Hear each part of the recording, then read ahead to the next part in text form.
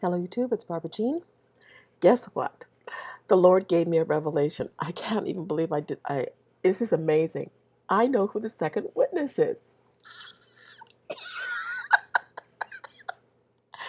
You remember the word the Lord gave me? I will send a prophet such as the world has never seen. That's what the Lord told me the other day, the other night.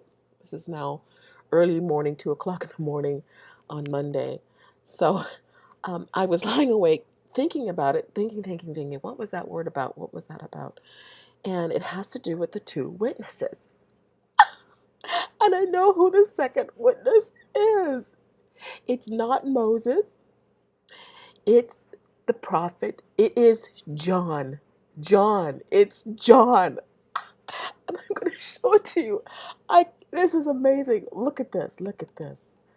So I was remembering this verse in the book of John, chapter 21, and it says, he's telling Peter to follow him and what he was going to have to, this is after the resurrection of Christ Jesus before he left the earth. And he was talking to Peter and telling him he has to feed the sheep. That's his job. And then there's this dispute basically about John, about John. Um, then Peter turning about, seeing the disciple whom Jesus loved following, that was John, which also leaned upon his breast at supper, and said, Lord, which is he that betrayeth thee? Peter's, sorry,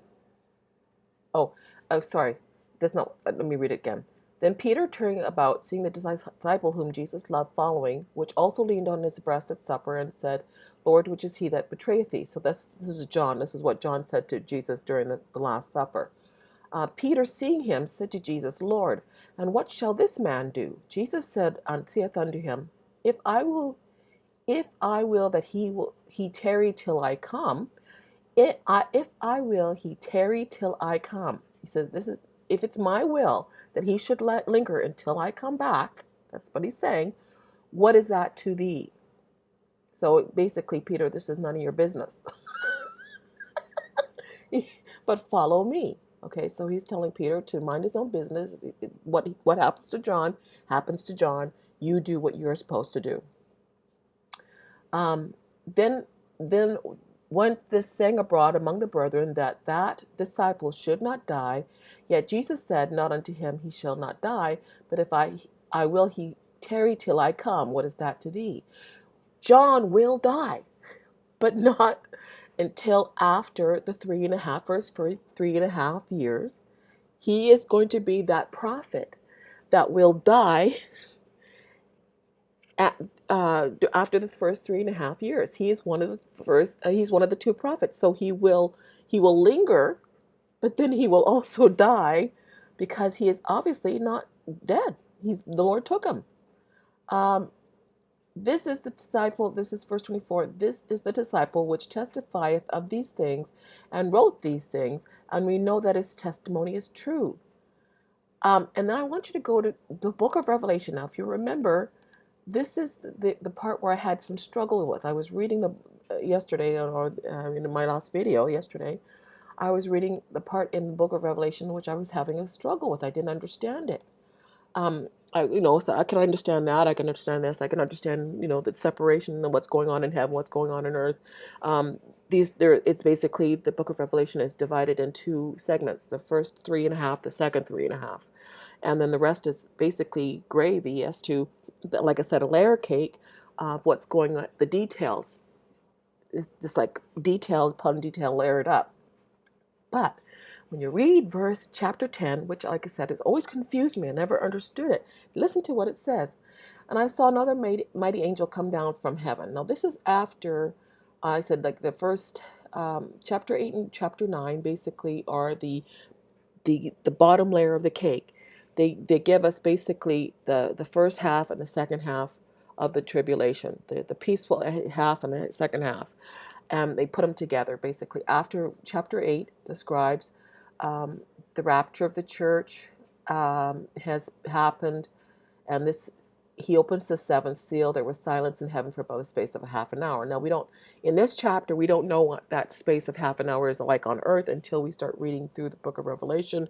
We see that there's 2.5 witnesses. We see that the Antichrist will rise up. We see this, the false prophet. We see all these things happening in this silence in heaven, although there's silence in heaven for half an hour. And it's described as a half an hour of silence in heaven because the Church of Philadelphia will be removed from the hour of tribulation, which will come upon the hour of testing, which will come upon the whole world. So for the Church of Philadelphia, it seems like an hour, and in heaven, it seems like only a half an hour. The first half an hour, the 3.5 years only seem like a half an hour in heaven, because time is measured differently in heaven than is in this earth. But and so we start seeing after that half an hour of so-called peace, when the two witnesses are on the earth, they're evangelizing, millions of people are coming to Christ. So basically, then we have the second half of the tribulation described, or at least some of the details that will happen, starting at verse 2, going to the chapter to chapter 9. Now, okay. Also, I wanted to point out here that I didn't say in the other video that wormwood, Nibiru, or the wormwood, the comet or whatever, the asteroid or whatever that hits the Earth, wormwood, will not happen till after the 3.5 years. So that is one of the judgments that happen in the 3.5 years, not immediately after the church is raptured. Okay, now go to verse 10. This is where I got confused. I'm thinking, I'm having a hard time correlating what this is. Da da da da da. This happens before this chapter occurs before the chapter 11, which describes the two witnesses who come into the temple, or come to the temple after it's built and begin to evangelize in Jerusalem, along with the 144,000 who are given the task to evangelize during the first 3.5 years of the great tribulation, of the great wrath of God, the peaceful half. Okay, now let's read chapter 10. This is where I got screwed up. Okay, because I said I don't understand this chapter. This morning I woke up and I understood. And I saw another mighty angel come down from heaven, clothed with a cloud, and a rainbow was on his head, and his face was as it were the sun, and his feet the pillar of fire.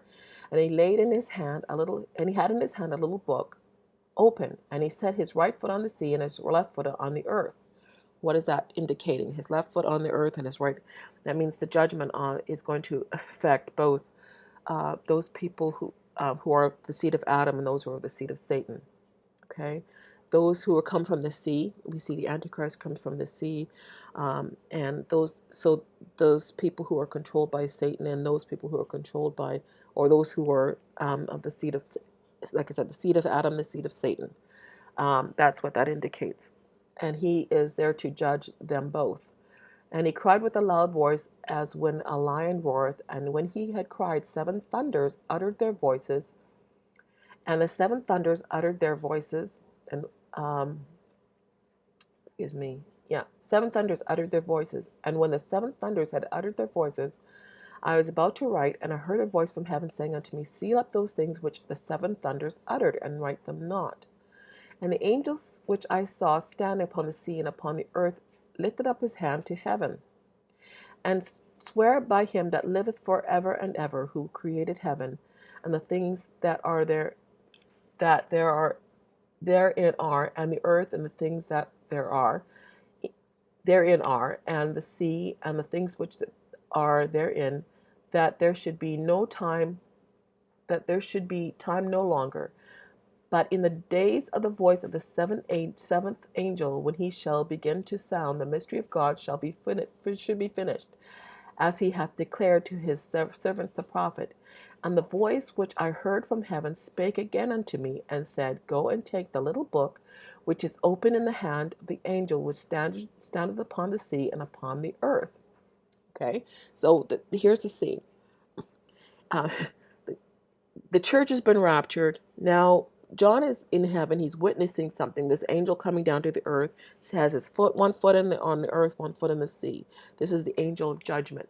And 7 thunders thunder their voices, but John is not allowed to write it down. It's all in this little book. What he does he's commanded to take the book from the angel. He's commanded to take this little book from the angel that is standing on the earth. That's this angel of judgment that's going to judge the earth, 1 foot in the sea, 1 foot on the earth. And so verse 9 of chapter 10, and I went unto the angel and said unto him, Give me the little book. And he saith unto me, Take it and eat it, and it shall make thy belly bitter, and it shall be in thy mouth sweet as honey.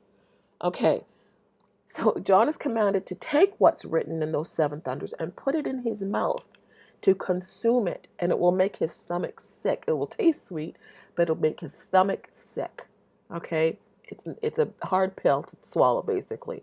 So, and I took the little book out of the angel's hand and ate it up, and it was in my mouth sweet as honey. And as soon as I had eaten it, my belly was bitter. And he said unto me, Thou must prophesy again before many peoples and nations and tongues and kings.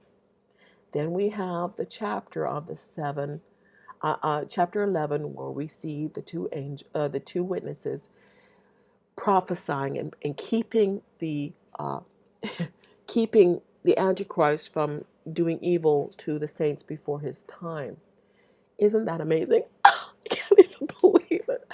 I was like confused about this, and all of a sudden I woke up this morning thinking about it, and the Lord revealed to me that John is to be kept alive until this time. He's not only the prophet and the revealer of the book of Revelation. He was given this prophecy on the Isle of Patmos, but the Lord has kept him alive in order to prophesy again. It's what it said, Thou must prophesy again before many times. So that what he swallowed is what he is going to be saying when he is in Jerusalem with Elijah.